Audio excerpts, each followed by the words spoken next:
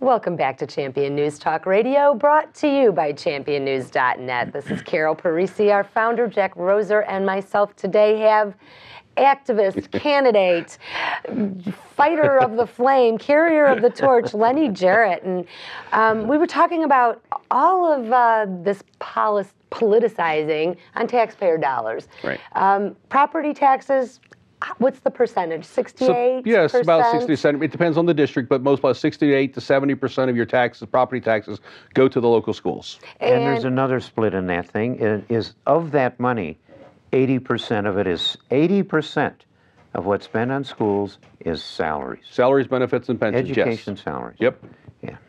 Salaries, benefits, and pensions. Yep. Yeah. Now, where does the political piece fit in, the lobbying that the teachers, the power that the teachers' unions have? How much of those taxpayer dollars actually go work against the taxpayers for the unions? Well, take the Madigans, father and daughter. We're naming names here. Well, there's Michael Madigan, head of the House for a great many years, and he's the toughest, smartest politician, if you can call smart, being a tyranny of the politics down in He's a Springfield. maniacal political genius, like Simon Yes, he is. Barchester. Yeah, he's excellent. Excellent. I've been accused of that by the teachers union. That guy that does that. Excellent. I've got the nose for that thing, but he's got the power.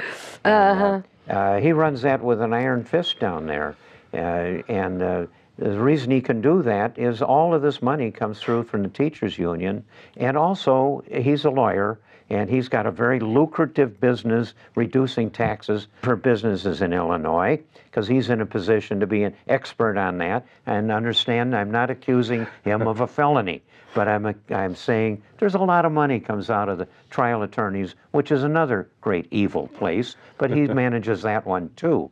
But the big money comes out. There's close to $1 million in recent years that's gone into his political pot and also his daughter's. So we've got these guys protecting the gates front and rear from the citizens taking political action and so forth. We're pretty weak compared to the power of the unions who have, without committing a felony, I'm not accusing any of these guys of a felony, but they have so much power beyond the ordinary citizen, right. The way the thing is. They do. And in this coming election, we all have to realize that what that union, the IEA particularly, is saying on the radio and otherwise, mostly a pack of stinking lies. They are liars. I don't use that with anybody but the teachers union. What they're putting out is not the truth. And there's all this money that's gone in to bribe the politicians, not a felony in this case.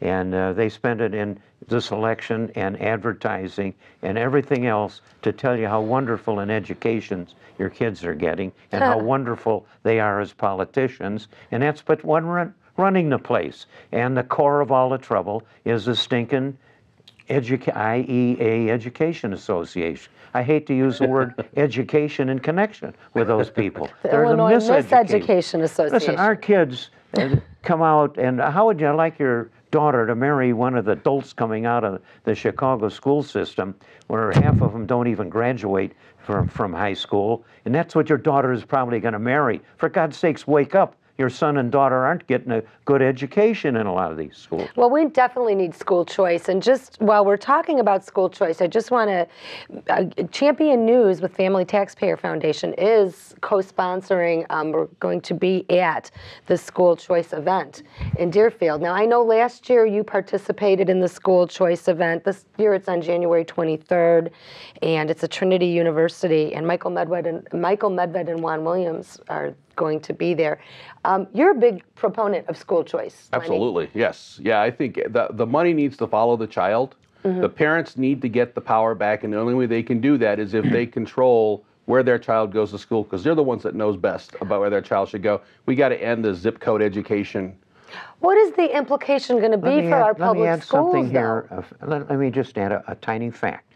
Bill Zettler, the guy that's been writing all this stuff for Champion News, he's thrown his loop around all of the money that's being spent on K-12 education. Go to championnews.net and you can see all of the pensions and the salaries and what your taxpayer dollars are going for. I'm sorry, Jack. And it adds up to $16,000 in the state, and particularly in the city of Chicago. Up on the north side, those rich folks will get up into the high 20s thousand in education, but the average in Chicago and all around is $16,000 a year. If you took that to 20 kids in a class, you got $320,000 in just a classroom per year. Right. How in hell they spend that much money is a wonder. But believe me, folks, you're paying the taxes, and the facts are there, and they're in Champion News. You can read all this stuff explained. Incidentally, we're bringing out a book that runs about 150 pages. It's 8 by 10 and double-sided. And it's got the wit and wisdom of Bill Zettler in there. Oh, neat. Excellent. Yeah. Michael Brown, what were you going to say? Well, I just wanted to jump on board. There's a difference between the unions at the state level and the local level. Yes. At the local level, they have been completely uncontested for years. Lenny jumped in as a taxpayer, and they ruthlessly went after him.